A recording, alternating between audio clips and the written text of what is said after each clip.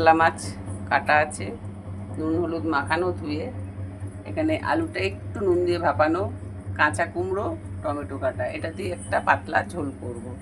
কড়াইতে তেল দিয়ে দিয়েছি, তার মধ্যে একটু নুন ছিটিয়ে দিয়েছি যাতে মাছগুলো না ভাঙে, মাছগুলো ভেঙে যায়।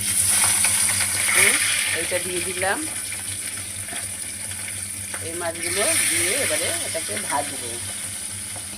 এখানে মাছটা ততক্ষণে ভাজা হোক, আমি এদিকে দুধ বসিয়েছি। দুধটাকে জাল দিয়ে একটা মিষ্টি ক্ষীর বানাবো। এটাকে একটা ক্ষীর বানাবো, সেটা মিষ্টিতে দেবো বলে। রোজ মিষ্টি কিছু না কিছু দরকার হয় আমাদের বাড়িতে, কেন না এদের মিষ্টি ছাড়া চলে না, মিষ্টি চাই, খালি মিষ্টি। রোজ রাতে খাওয়ার পরে মিষ্টি নেই, দুপুরে খাওয়ার পরে মিষ্টি নেই, আমরা না চাটনিটা খাই, কিন্তু এরা খালি মিষ্টি চায়। দুধটাকে জাল দিচ্ছি, দুধটা জাল দেওয়া হোক, ক্ষীর বানাবো, সেটাও তোমাদের দেখি।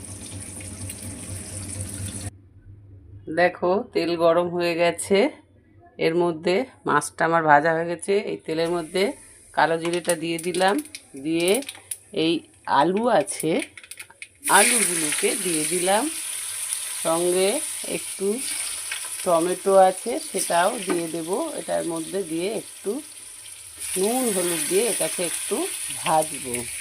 এই যে হলুদ দিলাম আর একটু নুন দিলাম, এটাকে একটু ভাজা করে নিয়ে তারপরে এর মধ্যে একটু মশলা দেব। দেখো এখানে জিরে আদা ধনে শুকনো লঙ্কা বাটা আছে, এই একটু দিয়ে দিলাম। আর এদিকে একটু পেঁয়াজ আদা রসুন কড়া আছে, এটাকে একটু দিয়ে দেবো।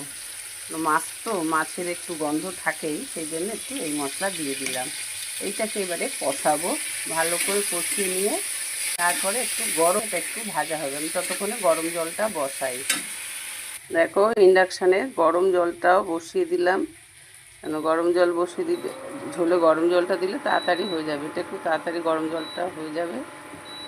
একটু কমিয়ে দিয়ে রাখি জলটা, এখানে গরম হোক।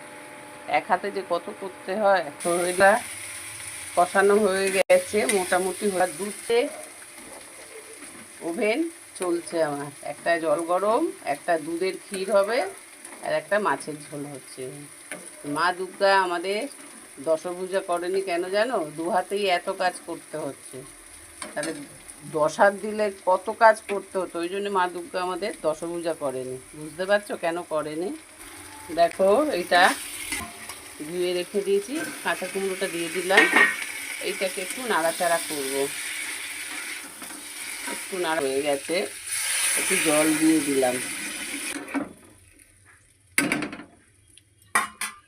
ঝোলটা ফুটে গেছে, মাছগুলো এবারে এতে দিয়ে দিলাম। মাছগুলো হাফ সিদ্ধ। দেখো আমার ঝোলটা হয়ে গেছে, এবারে নামিয়ে দেবো, তারপরে রুটিটা করব। এদিকে ক্ষীরটাও মোটামুটি হয়ে গেছে। ঝোলটা দেখো আমার ঝোলটা কেমন হলো, আমাকে একটা লাইক কমেন্ট শেয়ারের মাধ্যমে জানাও আমার ঝোল কেমন হয়েছে। আর যারা ইউটিউব থেকে দেখছো তারা আমাকে একটু সাবস্ক্রাইব করে দিও, সাবস্ক্রাইব করে দিও, আমাকে একটু এনার্জি বাড়িও, আমার একটু আগ্রহ বাড়িও, যাতে আমি সব কাজটা এগিয়ে নিয়ে যেতে পারে আরও কিছু করে। টাটা, এখন রাখি।